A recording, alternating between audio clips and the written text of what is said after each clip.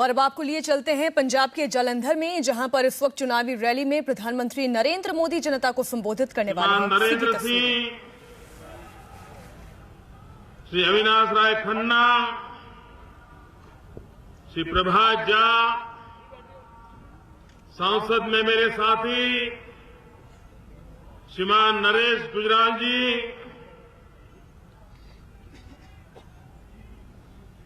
Jalandhar central के भाजपा के उम्मीदवार हमारे वरिष्ठ साथी श्री मनोरंजन कालिया जी,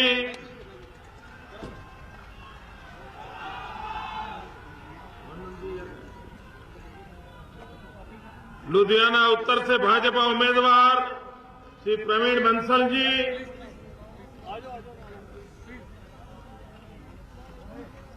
जालंधर कैंट से अकाली दल के उम्मीदवार श्री सरबजीत सिंह मक्कड़, आदमपुर से अकाली दल के उम्मीदवार श्रीमान पवन कुमार टीनू जी, जालंधर पश्चिम से भाजपा उम्मीदवार श्री मोहिंदर भगत जी,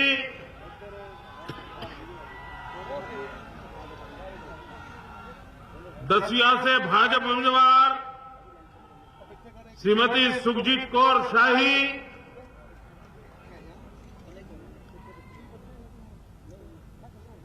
जालंधर उत्तर से उम्मीदवार श्री केडी भंडारी जी,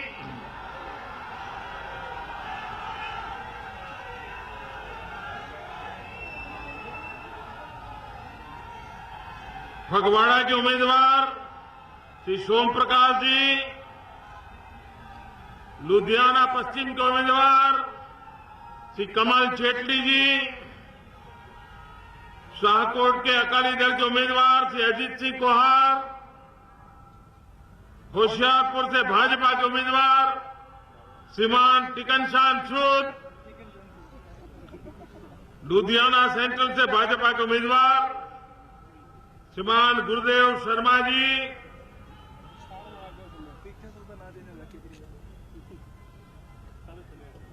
मंच पर विराजमान सभी वरिष्ठ महानुभाव,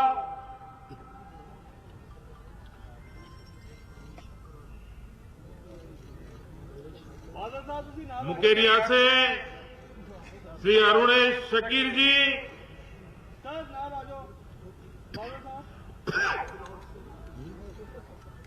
श्रीमान सुखदेव सिंह जी,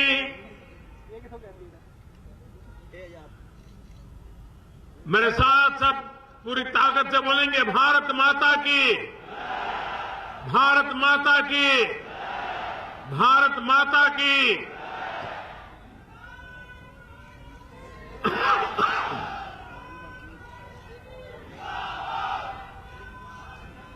थोड़ा सा ध्यान रखें प्लीज।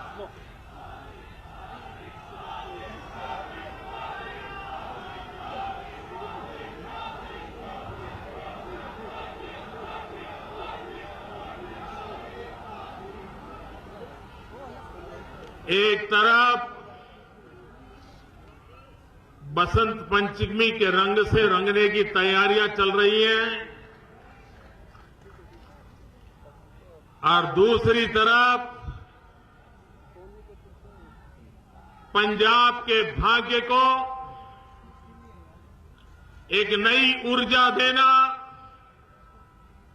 एक नई ताकत देना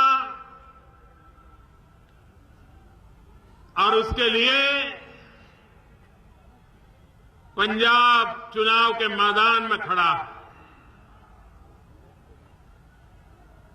भाइयों बहनों,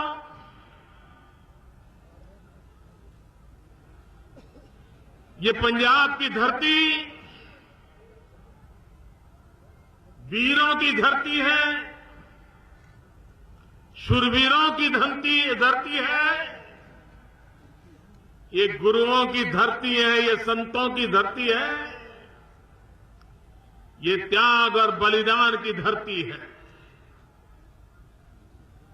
यहां का किसान पसीना बहा करके देश का पेट भरता है और यहां का जवान अपना खून बहा करके मां भारती की रक्षा करता है।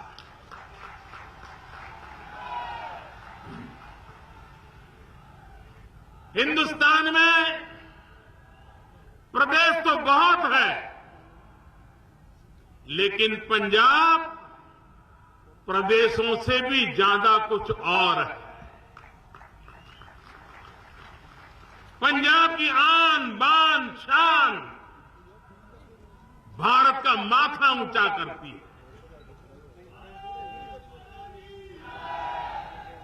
हिंदुस्तान का कोई बच्चा ऐसा नहीं होगा, हिंदुस्तान का कोई नागरिक ऐसा नहीं होगा जिसने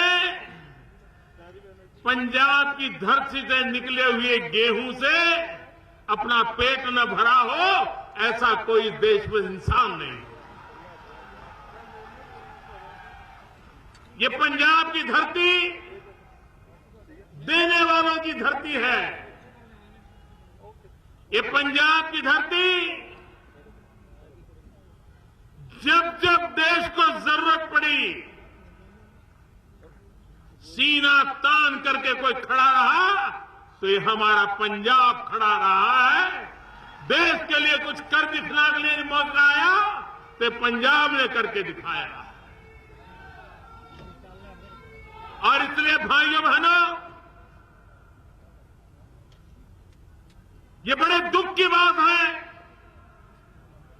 कि कुछ लोग निजी स्वार्थ के कारण राजनीति के अहम मुद्दों पर चर्चा करने का सामर्थ्य न होने के कारण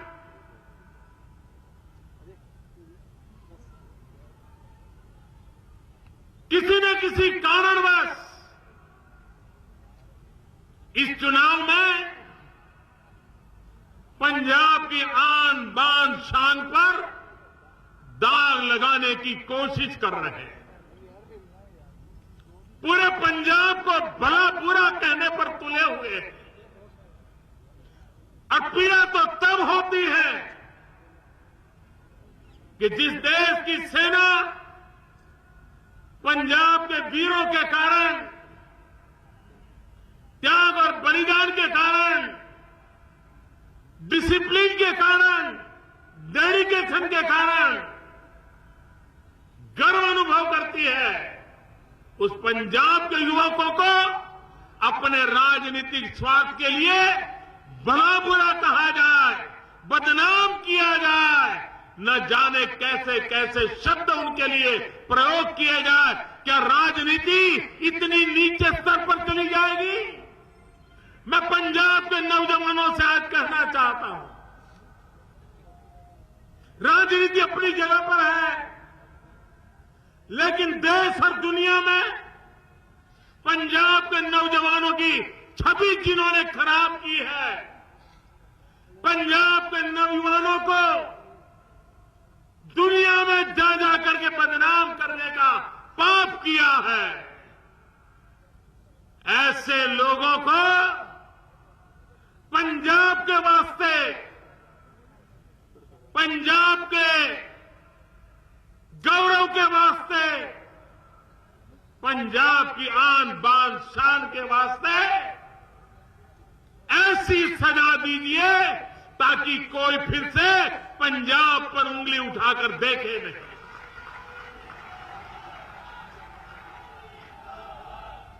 भाइयों बहनों, हिंदुस्तान ने आतंकवाद का दौर भी देखा है। पंजाब में हिंदू सिख एकता को संकट का दिन भी देखा है, निर्वंशों को मरते हुए देखा है, लेकिन उसके बावजूद भी हिंदुस्तान के किसी बेटे ने पंजाब पर शक नहीं किया था। पंजाब की आन बान शान पर दाग लगाने का किसी ने प्रयास नहीं किया था। इतने बुरे हाल आए थे, उसके बाद भी पंजाब पर भरोसा पूरे हिंदुस्तान ने हमेशा हमेशा रखा था। आज उसी पंजाब को कटघरे में खड़ा कर दिया जाए। पंजाब के स्वाभिमान के लिए, पंजाबियों के स्वाभिमान के लिए, पंजाब के नौजवानों के गौरव के लिए, पंजाब को बदनाम करने वालों को सजा करने के लिए ये चुनाव है। और इसलिए मैं भाइयों बहनों आज जालंधर की धरती से पूरे पंजाब को आह्वान करता हूं। भाइयों बहनों, देश में दलों को भी देखा है और आपने नेताओं को भी देखा है।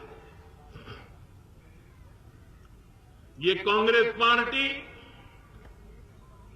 पता ही नहीं चल रहा है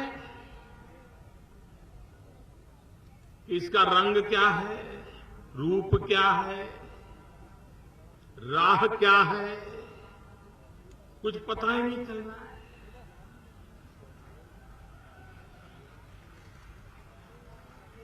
पानी रे पानी तेरा रंग ऐसा। आप देखिए,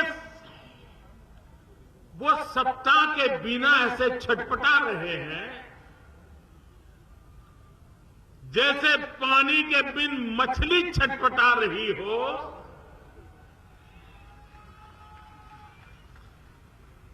परेशान परेशान महसूस हो रहे हैं। 5 साल पहले जब चुनाव चल रहा था, वो घर में बैठे बैठे तय करके बैठ गए थे, दर्जी को बुला लिए थे, कपड़ों की सिलाई करवा रहे थे, शपथ लेना है।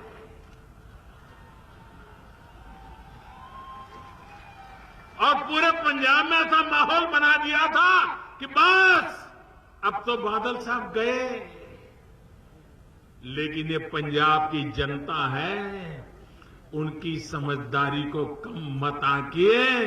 5 साल पहले जैसे चौंकाना परिणाम दे दिया था, भाइयों बहनों, बादल साहब की तपस्या ऐसी है, बादल साहब का समर्पण ऐसा है कि फिर एक बार पंजाब बादल साहब को मुख्यमंत्री देखना चाहता है।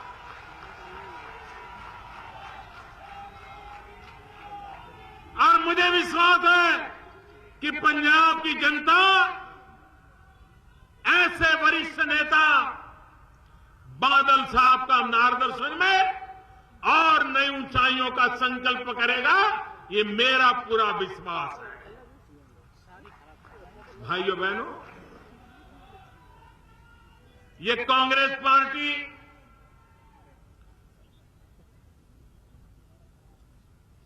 बड़ी कमाल की पार्टी है।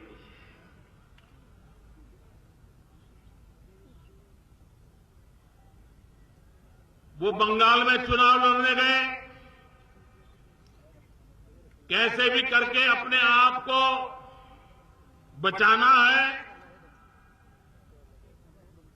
पार्टी बच जाए, इज्जत बच जाए। बंगाल में गए, कम्युनिस्ट पार्टी से समझौता कर दिया। जिस कम्युनिस्ट पार्टी के साथ कांग्रेस को 50 साल से लगातार राजनीतिक लड़ाई चलती रही, लेकिन सत्ता भूख ऐसी थी कि वहां जाकर के बैठ गए उनके साथ। और उन्होंने जो टुकड़ा फेंका, ठीक है भाई, इतना सही, हमें संभाल लो, बचाओ, हमें बचाओ। अभी उत्तर प्रदेश में आपने देखा होगा, उनकी पार्टी महीनों तक गांव-गांव रथ लेकर के चलती रही, यात्रा निकाली और समाजवादी पार्टी को जितना कोसा जा सकते कोसा। समाजवादी पार्टी की सरकार के खिलाफ जितना बोल सकते हैं बोला। भीड़ को उत्तेजित करने के लिए जिस भाषा का प्रयोग करना पड़े किया। लेकिन उन्होंने देखा कि जनता तो स्वीकार नहीं कर रही है, ये परिवार में फूट पड़ गई है, बीच में अगर घुस सकते हैं तो घुस जाओ, वो उन्होंने अपनी मुंडी वहां मार ली। कोई उसूल नहीं, कोई नियम नहीं।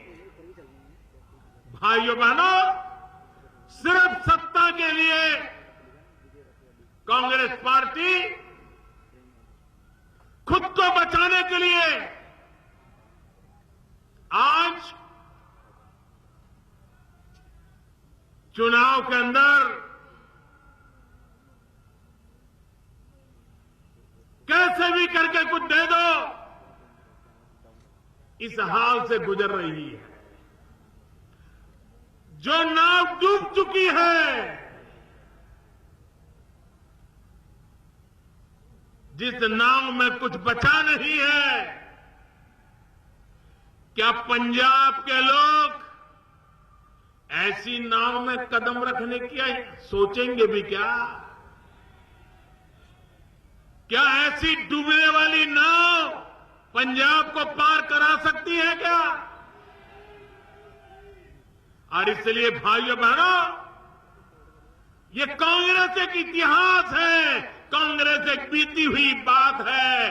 कांग्रेस वो आखिरी सांस पे अपना गुजारा करने वाला दल है, उससे कुछ होने वाला नहीं। राजनीतिक जीवन में उसूल होते हैं। ये बादल साहब जब पहली बार मुख्यमंत्री बने तो हिंदुस्तान में इस बात की चर्चा थी कि सबसे छोटी आयु के मुख्यमंत्री, उनके विषय में बार बार कहा जाता था कि सबसे छोटी आयु के मुख्यमंत्री। और तब से लेकर के अब तक तपस्या करते करते सबसे वरिष्ठ मुख्यमंत्री, ये भी हिंदुस्तान में उनको कहा जाता है। आप कल्पना कर सकते हैं, जब हिंदू सिख एकता में दरार पड़ गई थी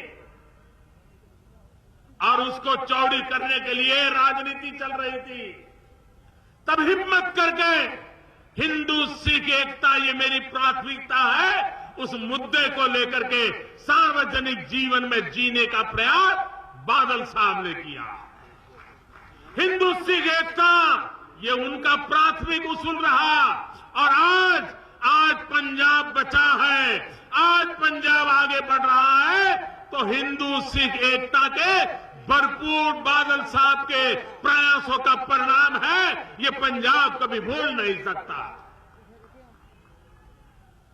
भाइयों बहनों, ढेर सारे लोग मिलेंगे, दल बदलना ये उनका मानो हर चुनावी उत्सव होता है। जहां पर कुछ रोशनी नजर आए तो भाग करके जाना, ऐसे बहुत दल और दलों के लोग देखे हैं आपने। कांग्रेस पार्टी तो पूरी की पूरी बंगाल में कम्युनिस्टों के पास भागो, उत्तर प्रदेश में सपा के पास भागो। ये बादल साहब देखिए, इतने सालों का सार्वजनिक जीवन, न दल बदला न दिल बदला, अपने आप को पंजाब को समर्पित करके रखा। और इसलिए भाइयों बहनों, सार्वजनिक जीवन में ऐसी अड़गता बहुत कम मिलती है जो बादल साहब ने दिखाई है। और जब मैं मुख्यमंत्री था तब भी, जब मैं पंजाब में पार्टी के प्रभारी के रूप में जब यहां रहता था, बादल साहब की उंगली पकड़ करके चलता था। और आज मैं प्रधानमंत्री बना हूं तब भी मेरी और बादल साहब की कोई मुलाकात ऐसी नहीं हुई है, कोई ऐसा अवसर नहीं आया है जिसमें बादल साहब ने किसानों के मुद्दों की मेरे से चर्चा न की। यानी उनके जहन में, उनके दिल दिमाग में किसान किसान किसान, गांव गरीब, उसका विकास, ये बातें दिन रात उनके दिल में रहती है और उसके लिए कुछ कर गुजरने का इरादा रहता है। भाइयों बहनों, पंजाब, यहां के किसान को अगर पानी मिल जाए, दिल्ली में सरकार जो बैठी है, अभी अभी आपने देखा होगा, ये नोटबंदी के बाद हमने निर्णय किया किसानों के कर्ज में जो ब्याज है, सैकड़ों करोड़ रुपयों का बोझ दिल्ली में भारतीय जनता पार्टी की एनडीए की सरकार उठाएगी और किसानों का ब्याज माफ कर दिया जाएगा। हमने बीमा पॉलिसी लाई। आज हिंदुस्तान का किसान पहली बार कृषि बीमा का लाभार्थी हुआ है। कोई भी संकट आ जाए, ओले गिर जाए, बारिश आ जाए, बारिश न आ जाए, कीड़े पड़ जाए, अगर किसान की फसल को नुकसान होता है तो भारत सरकार ने बीमे की ऐसी योजना बनाई कि किसान को उसका मुआवजा मिल जाए और मेरे किसान को कोई तकलीफ ना हो। भाइयों बहनों, हमारे देश में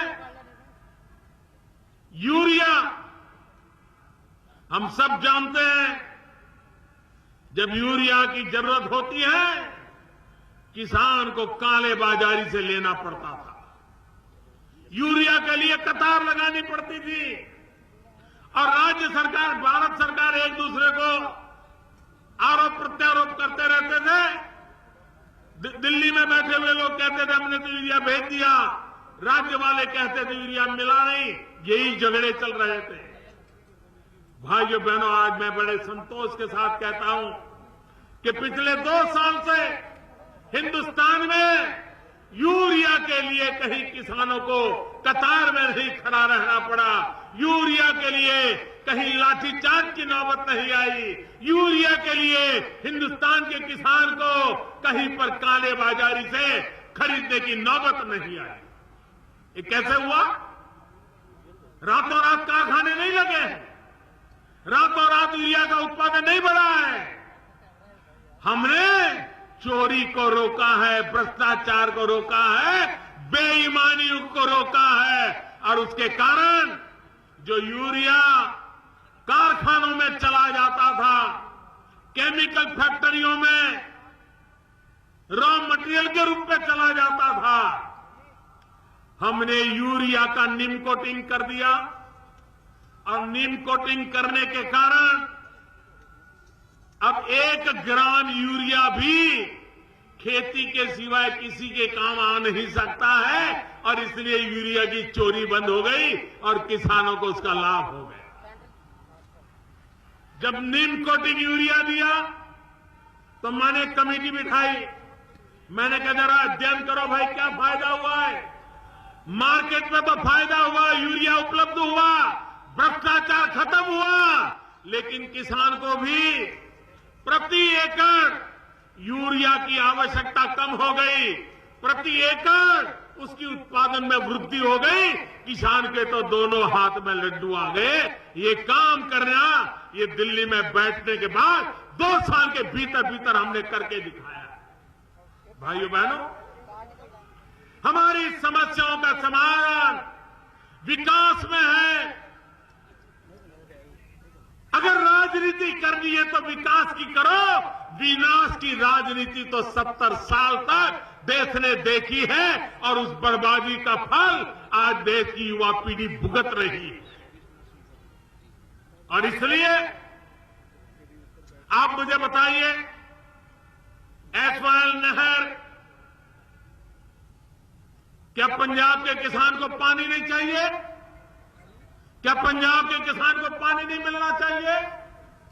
जो हिंदुस्तान का पेट भरता है, उस किसान की धरती मां को पानी से भरना नहीं चाहिए? भाइयों बहनों, किसान को पानी मिलना चाहिए। और इसलिए हमने एक बहुत बड़ा हिम्मत से फैसला किया है कि सिंधु नदी का पानी जिस पर हमारा हक है, जो पानी पाकिस्तान में चला जाता है, हिंदुस्तान के हक का पानी हम लाएंगे और पंजाब की धरती को वो पानी देंगे। भाइयों बहनों,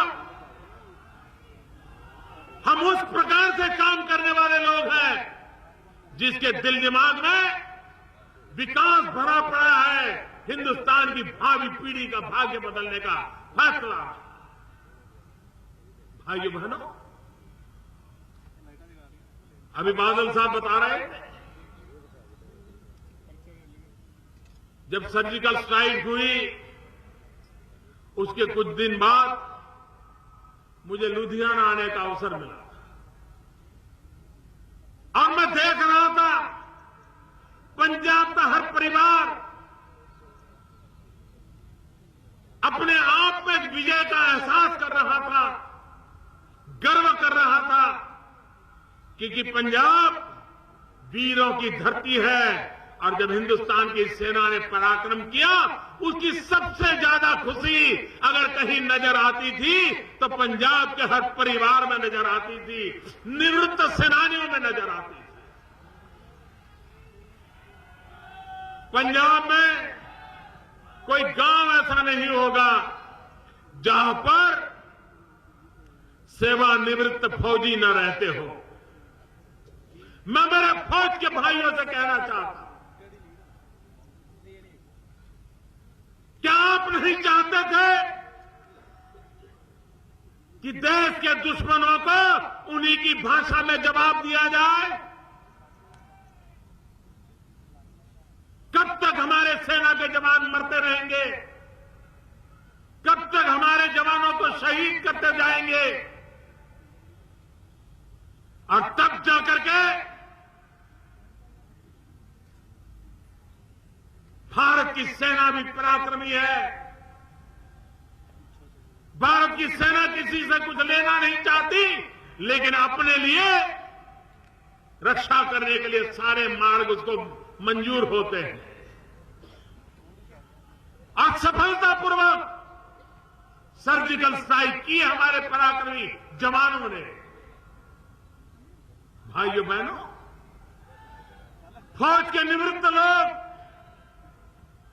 40 साल से वन रैंक वन पेंशन, उसके लिए लड़ाई लड़ रहे थे कि नहीं लड़ रहे थे, मांग कर रहे थे कि नहीं कर रहे थे। हर चुनाव में आकर के ये कांग्रेस के नेता झूठी बयानबाजी, झूठे वादे करके गए थे कि नहीं गए थे। सेवानिवृत्त जवानों की मीटिंग ये करके बड़ी बड़ी बातें बता के गए थे कि नहीं गए थे। भाइयों बहनों, ऐसी कैसी पार्टी कि देश के लिए मरने जीने वाले लोगों के सामने भी सच बोलने की हिम्मत नहीं रखती थी, आंख में आंख मिलाकर के बात नहीं कर पाती थी, झूठे वादे करती थी और 40 साल तक वन रैंक वन पेंशन को लटकाए रखा। ये दिल्ली में हमारी सरकार आई, देश के सेना के लिए हमें गर्व है, फौजियों के लिए गर्व है, और इसलिए हमने वन रैंक वन पेंशन का मसला सुलझा दिया। और जब वन रैंक वन पेंशन की बातें लोग करते थे, शुरू में लोग मुझे बताते थे सब 500 करोड़ में हो जाएगा, कोई कहता नहीं सब 1000 करोड़ में हो जाएगा, कोई कहता था 1200 करोड़ में हो जाएगा। जब हम बराबर हिसाब लगाने बैठे तो मामला 10,000 करोड़ से भी ज्यादा हो गया। अब एक मुश्त 10,000 करोड़ रुपया निकालना किसी भी सरकार के लिए मुश्किल होता है। मैंने सेना के जवानों को बुलाया, फौजियों से बात की, मैंने कहा भाई मैंने वादा किया है, मुझे वादा पूरा करना है, लेकिन आपकी मदद चाहिए। आगे फौजी लोग हैं, देश के लिए अगर उनसे कुछ कहो वो कभी झिझकते नहीं है। उन्होंने कहा मोदी जी बताइए हम क्या करें। हमने कहा भाई ये वन रैंक वन पेंशन का जो पैसा है मुझे देना है, लेकिन एक साथ नहीं दे पाऊंगा, 4 किस्त में दूंगा, 4 टुकड़ों में दूंगा, इतनी आप मेरे लिए सहूलत कर दीजिए। और मैं मेरे फौजियों को नमन करता हूं, उन्होंने 1 मिनट में मेरी बात मान ली।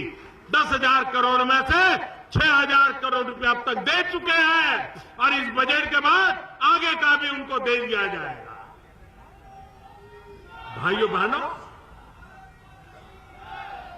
सरकार में विश्वसनीयता होती है, सरकार वादों की पक्की होती है और सरकार उस काम को करती है। भाइयों बहनों, पंजाब को विकास की नई ऊंचाइयों पर आज भी हम ले जा सकते हैं। जो लोग रुकावट डालने चाहते हैं, रोड़े अटकाना चाहते हैं, उनसे बचने की जरूरत है। और इसलिए भाइयों बहनों, मैं आज पंजाब की धरती पर आया हूं, आप सबके बीच आया हूं। बजट का सत्र है, बजट की तैयारियां चल रही है, उसके कारण जितना समय दे सकता हूं उतना दे नहीं पा रहा हूं, लेकिन मैंने समय निकाल करके आपके बीच आया हूं। परसों भी एक बार आने का प्रयास करने वाला हूं, लेकिन मुझे विश्वास है कि पंजाब इस बार एक नया इतिहास करेगा। पहले कहा जाता था कि पंजाब की आदत ऐसी है कि हर चुनाव में सरकार बदलते रहना, लेकिन पंजाब ने पिछली बार उस सारी मान्यताओं को तोड़ करके रख दिया था। अब पंजाब तीसरी बार सरकार बना करके, बादल साहब को मुख्यमंत्री बना करके एक नया इतिहास अंकित करेगा, ये मेरा पूरा विश्वास है। भाइयों बहनों, हम भ्रष्टाचार के खिलाफ लड़ाई लड़ रहे हैं। कुछ लोग बहुत परेशान हैं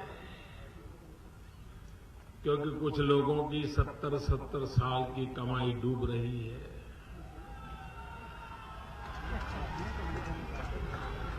लूट करके जमा किया, वो खतरे में पड़ गया है। अभी तक वो पचा नहीं पा रहे हैं। मौके मिलते ही मुझ पे हमला बोलते हैं, लेकिन ये राजनेता समझ ले, राजनीतिक जीवन में भी भ्रष्टाचार को खत्म करने का बेड़ा मैंने उठाया है।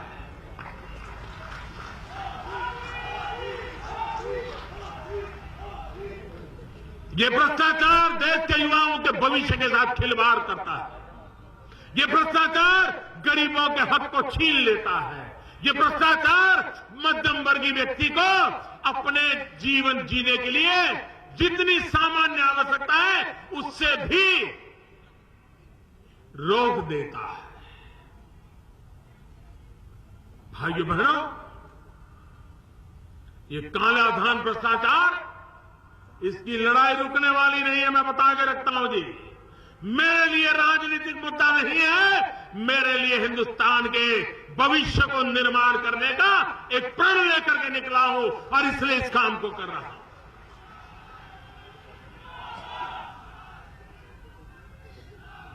हर दिन खबर आती है,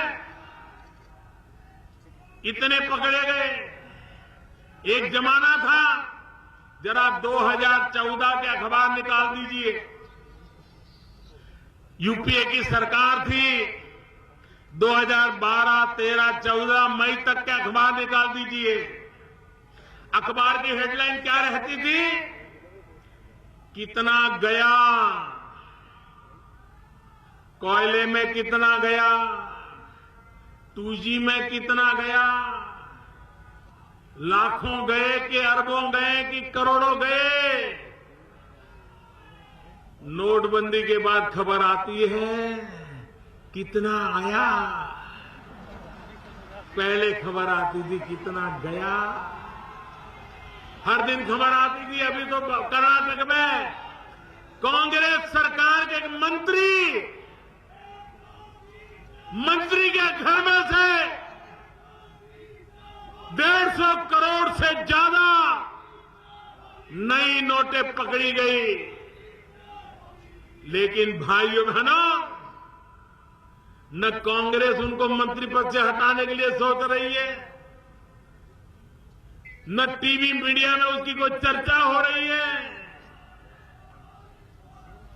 150 करोड़ से ज्यादा रकम कांग्रेस के कर्नाटक के मंत्री के घर से मिल जाए और सब कुछ जैसे कुछ हुआ ही नहीं है।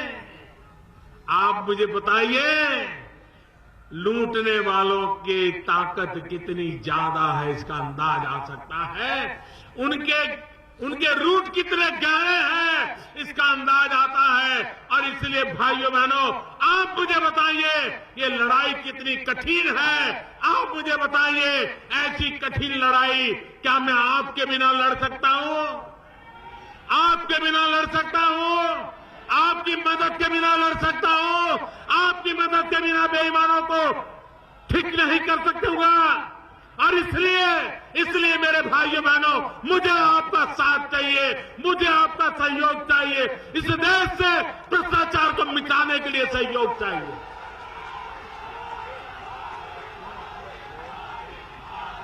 एक ऐसी सरकार आई है दिल्ली में जो दम रखती है, ऐसी बड़ी बड़ी ताकतों से लड़ने का दम रखती है।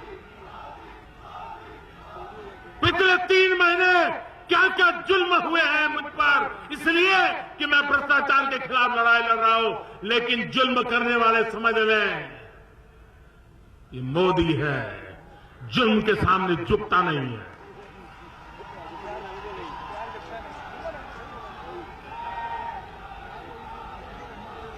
मैं लड़ाई लड़ रहा हूं, देश के लिए ईमानदारी की लड़ाई लड़ रहा हूं, ये गरीबों के हक की लड़ाई लड़ रहा हूं, बेईमानी के खिलाफ लड़ाई लड़ रहा हूं। आप मुझे बताइए, किसी भी बच्चे को नौकरी चाहिए सरकार की तो इंटरव्यू होता था। अब मुझे बताइए, 1 मिनट के इंटरव्यू में क्या पता चल जाता है ये कौन है, कैसा है और उसको रख लो? भाइयों बहनों, ये इंटरव्यू सिर्फ परिचित लोगों को नौकरी दिलाने का, भ्रष्टाचार कराने का खेल था। जान पहचान है, पैसे हैं तो इंटरव्यू में पास हो जाओगे, नहीं तो चक्कर काटते रह जाओगे। भाइयों बहनों, दिल्ली में एक ऐसी सरकार आई, हमने आकर के तय कर दिया कि वर्ग 3 और 4 जिसमें सबसे ज्यादा नौकरियां होती है, कोई इंटरव्यू नहीं करेंगे। तुमने पढ़ाई की है, अच्छे मार्क होंगे तो तुम्हें नौकरी मिल जाएगी। गरीब विधवा मां का बेटा घर बैठे नौकरी प्राप्त करने लग गया है। भाइयों बहनों, आपको मालूम है, हमारे देश में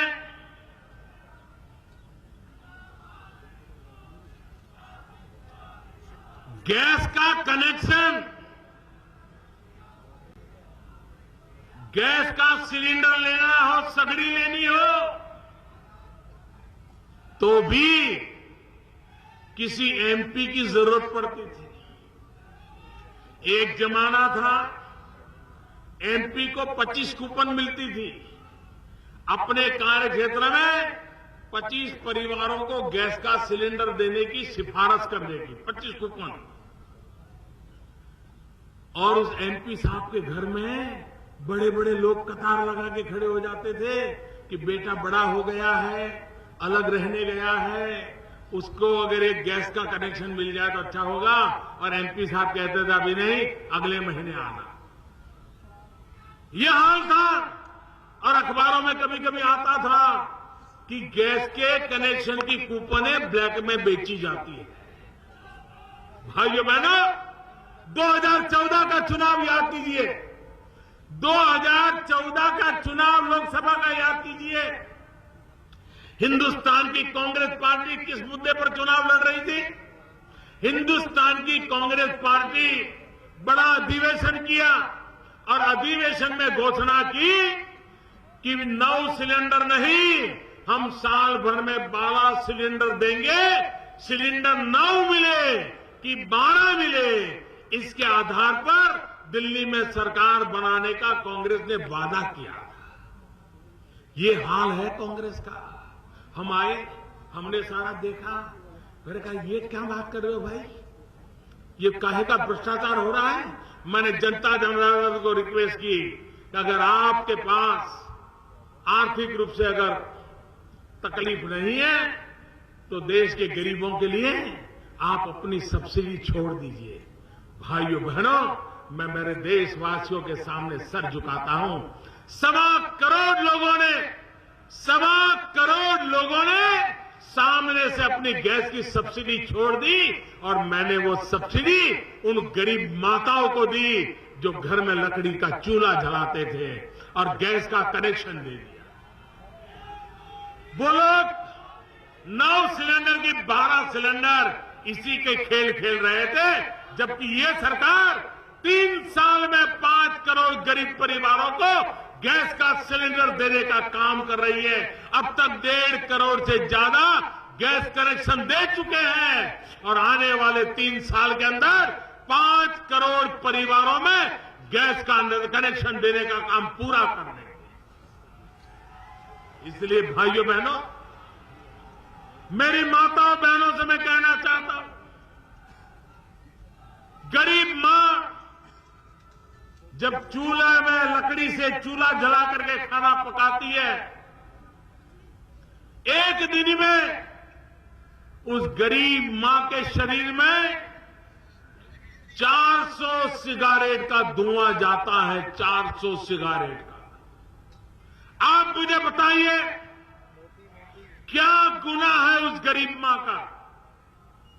बच्चों का पेट भरने के लिए लकड़ी का चूल्हा जलाना पड़ रहा है और खुद को हर दिन 400 सिगरेट जितना धुआं अपने शरीर में लेना पड़ता है।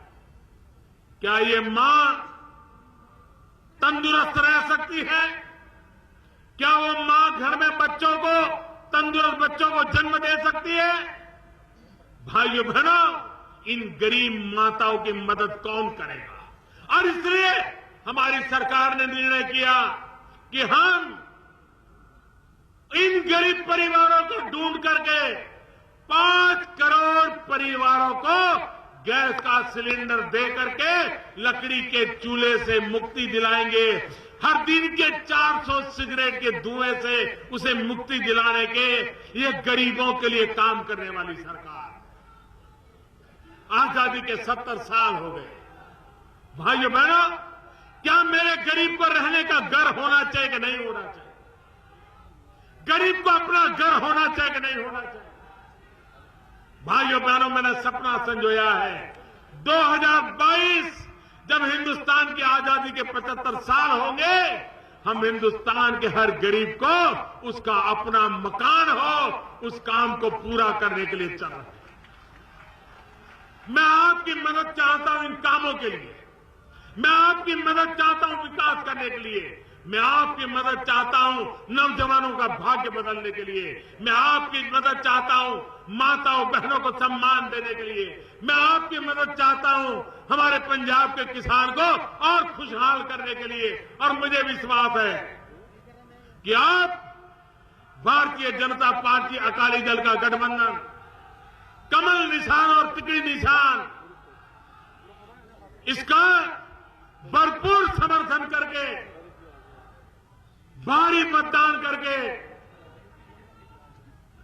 गुमराह करने वालों से पंजाब को बचा करके बादल साहब के नेतृत्व में फिर एक बार सरकार बनाएंगे। इसी एक अपेक्षा के साथ मेरे साथ बोलिए, भारत माता की, पूरी ताकत से बोलिए, भारत माता की, भारत माता की। बहुत बहुत धन्यवाद।